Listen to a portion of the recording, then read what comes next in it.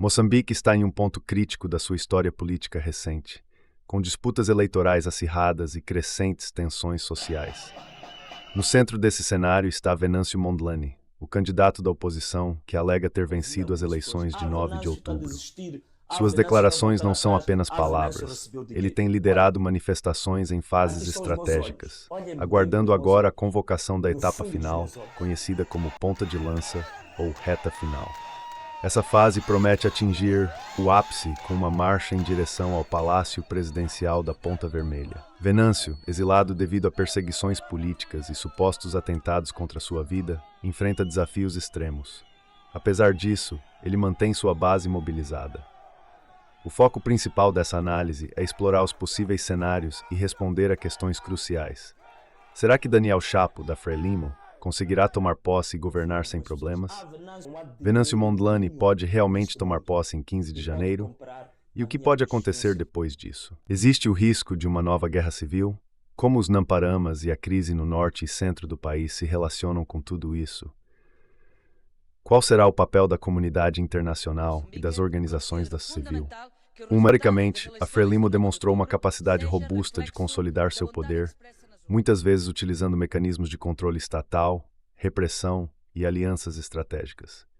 No entanto, a legitimidade de seu governo está sendo fortemente contestada, tanto internamente quanto pela comunidade internacional. Casos similares ocorreram em outros países africanos.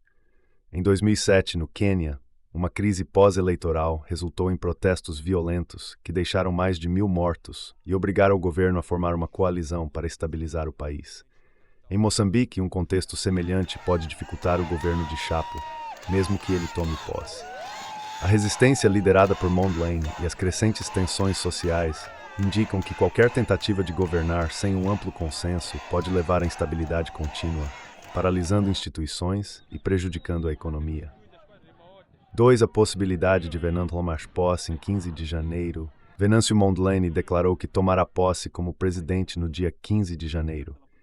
Essa declaração, porém, enfrenta obstáculos significativos. Ele não possui controle sobre as forças de segurança, o que limita suas capacidades logísticas e operacionais para efetivar tal ato. No entanto, líderes revolucionários em situações semelhantes encontraram maneiras de desafiar regimes estabelecidos. Por exemplo, Nelson Mandela, enquanto ainda era perseguido, conseguiu mobilizar um movimento global contra o apartheid na África do Sul. Mondlane pode tentar ganhar legitimidade internacional, solicitando o apoio de organizações como a União Africana e as Nações Unidas. Contudo, até o momento, a comunidade internacional tem se mantido cautelosa, limitando-se a condenações genéricas sobre as irregularidades eleitorais. Traverd, o que acontecerá aos 15 de janeiro?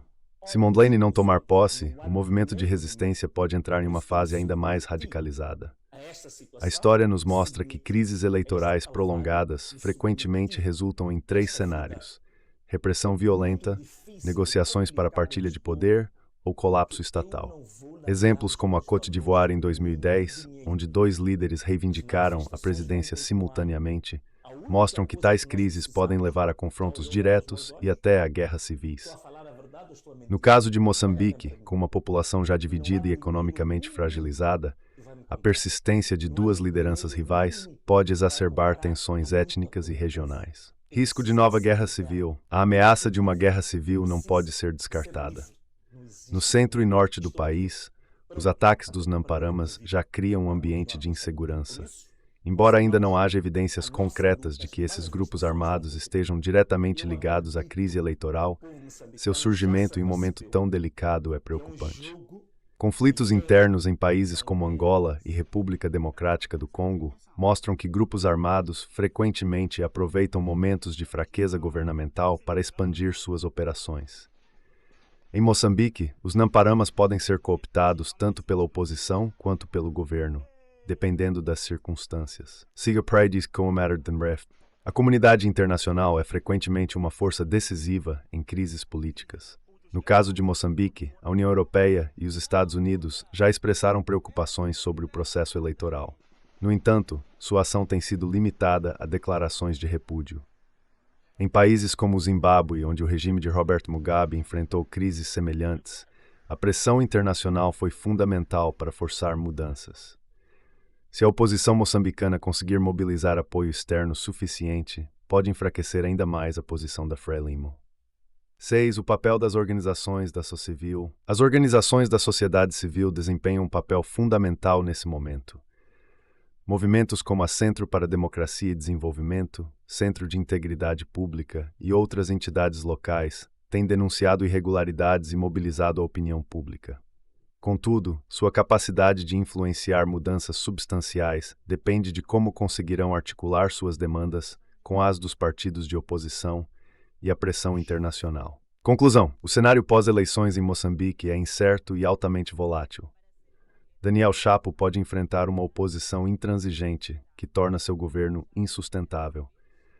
Por outro lado, Venâncio Mondlane terá dificuldade em realizar sua posse e efetivar qualquer governança, especialmente considerando seu exílio e os recursos limitados disponíveis. O dia 15 de janeiro será um marco crucial.